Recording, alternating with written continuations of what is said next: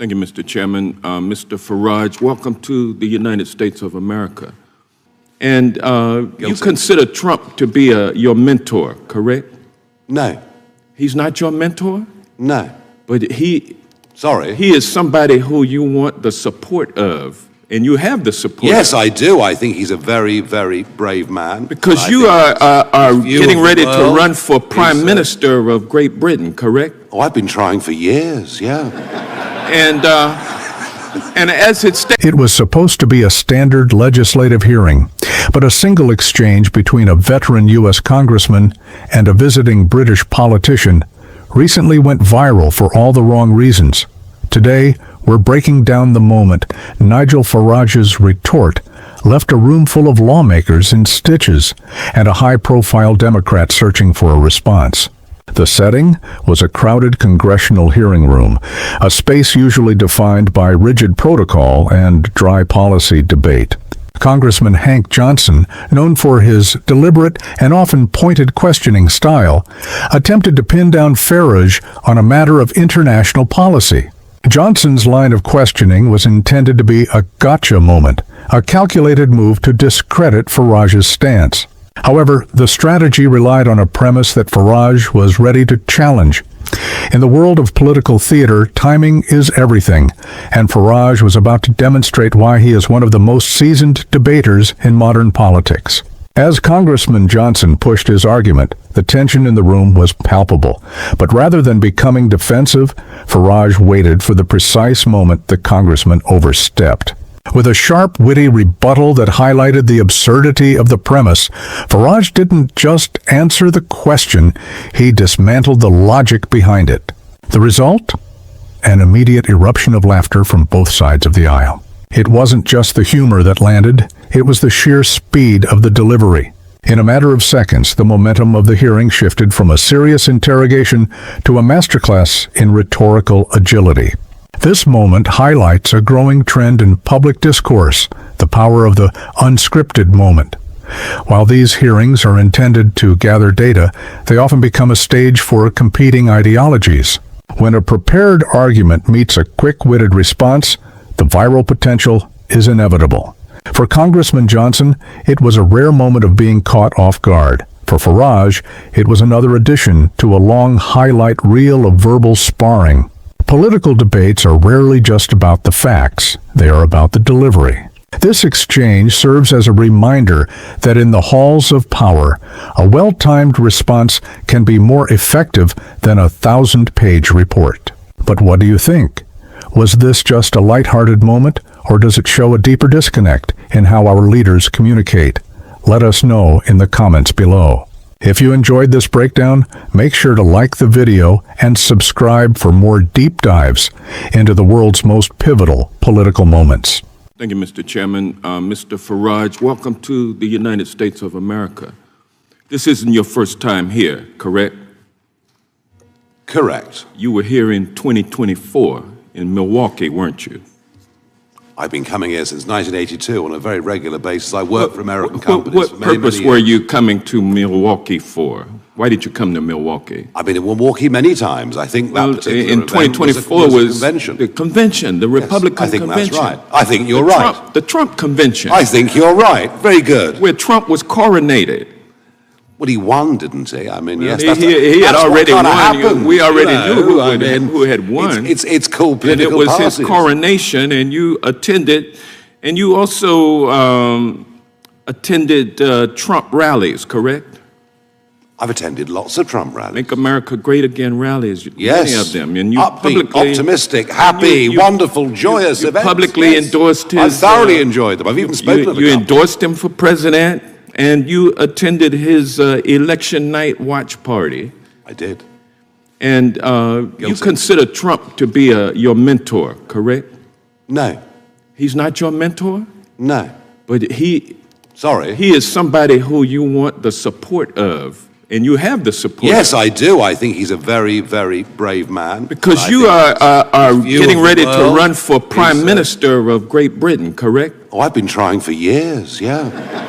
And as it stands right now, you head up a party, How many seats in the parliament are there?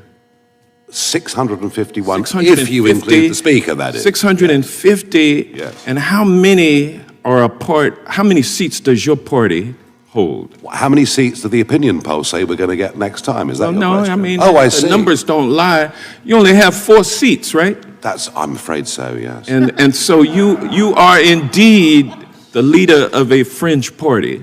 Oh, I'm a fringe, all right. Don't worry about that. Yes, absolutely. Everything I've ever done. And as a fringe party leader seeking to run for Prime Minister of Great Britain, you need a lot of money in order to blow up like the MAGA movement has blown up. What you need is a message of truth and a message of hope. And Well, you need money also, right? Money's helpful, but it's not the primary thing you need. So the first thing that came out of the chair's mouth this morning during his opening statement had to do with Elon Musk. Yeah. And you're carrying water for Elon Musk today, aren't you?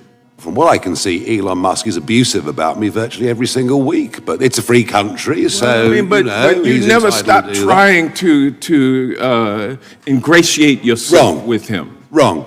Well, I mean, wrong. You are familiar with the fact. Wrong. You are familiar with the fact, Mr. Farage, I have had a public fallout with Elon Musk. That Donald Trump's campaign benefited to the extent of $250 million from Elon Musk. How much? You are familiar with that, correct? How much did Mr. Zuckerberg give to the Democrats? I mean, this is what happens, and people are. Well, he didn't give any money let me be clear. to the Democrats. He was sitting behind Trump with the rest of the tech bros, and you are here today to impress all of those tech bros, including Elon Musk. Isn't that correct? I'm going to answer your question very, very honestly. You need money from Elon Musk in order to get elected Prime Minister of Great Britain. That's the bottom line. Isn't that correct? We consider all day, as long as the chairman allows us. I don't mind. I had a very public falling out with Elon Musk. But you're still trying to get some money from him, though. Over a political issue. It's not about the prior disputes. I'm sorry, you're trying to ingratiate yourself with the tech bros by coming over here and trying to. Can I get a cup of coffee or something? And you're arguing. Be here a long time. What you're arguing is that the citizens of Great Britain should pay a tariff if these tech companies are not allowed to violate the laws of Great Britain. No, I'm not. That was a falsehood put out by the British Prime Minister today. You didn't say in your Prime Minister's questions. I have never. In your statement. I have never suggested any of the kind. You don't call My statement for is very tariffs clear. as tools to My force statement is Great very Britain. clear. My statement is very. You are not It might surprise you. You are not Mr. calling Johnson. for. It might surprise you to know tariffs and trade sanctions. Trade. You may not know this, but trade between our countries is actually rather important. You are the biggest investor in our country, and we're the biggest investor in yours. The gentleman from Georgia has expired, but the gentleman should be able to say some kind of here to the United Regular States order, Mr. Chairman. The time He's been rude, he's been disgusting, he's been hilarious. Hang on. No. The gentleman's time has expired. I feel like we should give Mr. Farage a chance to respond to one of the many questions he was not allowed to respond to. So we'll give you 30 seconds, Mr. Farage, and then we'll move on to our next one. Because I know Mr. Farage does have to leave in about an hour, so we want to get through as many members as we can. Number one, I had a public fallout over a political issue with Elon Musk. I can't be bullied by anybody. I haven't changed my mind. Last time I looked, he was being spectacularly rude about me yesterday. That's life. If we believe in free speech, we live with it. What I have made very clear. Fixated on. What I've made. Sorry, no, this is my turn, I think. Yeah, you got another Thank you, 15 Mr. seconds. Chairman. What I've made perfectly clear in this paper is the situation we've got with successive pieces of legislation, including now the Online Safety Act, is a danger to trade between our countries. Yep. And allies and friends and trading partners have honest conversations with each other. I hope many American companies and politicians have honest conversations with the British government. I've not suggested sanctions at all in any way. Good luck on your race. The gentleman. In the world of high-stakes political testimony, a single moment of clarity can dismantle an entire line of questioning. Today, we examine a viral exchange where Nigel Farage used a blend of dry wit and factual precision to turn a standard congressional hearing on its head. The session began with Congressman Hank Johnson leading a focused inquiry. His approach was firm, framed around a set of predetermined talking points that suggested a settled narrative. For many observers, it appeared to be a routine exercise in political theater. However, Nigel Farage maintained a notable composure. While the congressman pushed forward with certainty, Farage waited for a specific opening. It arrived when a premise was introduced that lacked a solid factual foundation. Rather than responding with theatrics or a raised voice, Farage delivered a brief logical breakdown of the situation. He bypassed the personality of his interlocutor and focused entirely on the structural flaws of the argument itself. The impact was immediate. Farage's use of dry humor acted as a catalyst, causing the room to erupt in laughter. This wasn't a partisan reaction. It was the natural result of a complex argument collapsing under the weight of a simple, well-timed truth. In the moments that followed, the dynamic of the hearing shifted. Congressman Johnson, previously confident, was left to navigate a series of awkward pauses as he attempted to regain his momentum. This exchange serves as a case study in rhetorical strategy. When facts are delivered with confidence and wit, they can neutralize even the most forceful talking points.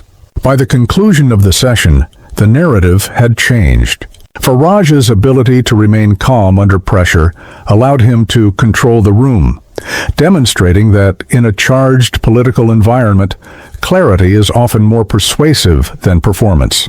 It was a reminder that in the halls of Congress, an argument is only as strong as the facts supporting it. Moments like these provide a rare look at the power of effective communication in government. If you find these deep dives into political discourse valuable, please consider subscribing to the channel. We aim to bring you clear, objective analysis of the moments that shape our public conversation. Thank you for watching, and we'll see you in the next breakdown. What did you think of the exchange? Let us know in the comments below.